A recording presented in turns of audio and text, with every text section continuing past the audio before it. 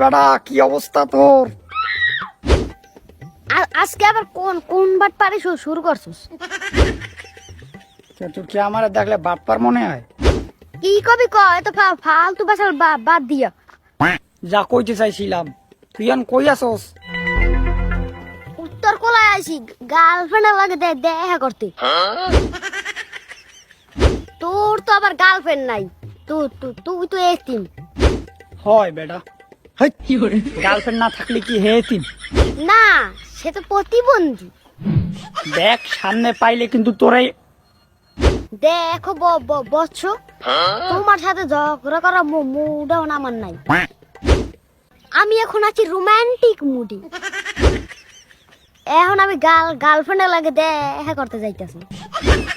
দেখ এইটা যা সমস্যা নাই, কিন্তু আমি এখন কই আছি জানোস? কই আছেন কই আপনি? আমি এখন ম্যাজিস্ট্রেটের লগে দেখা করতে আইছি। আমি বর্তমানে হের পার্সোনাল রুমে আছি। দেওস না কথায় বাড়ি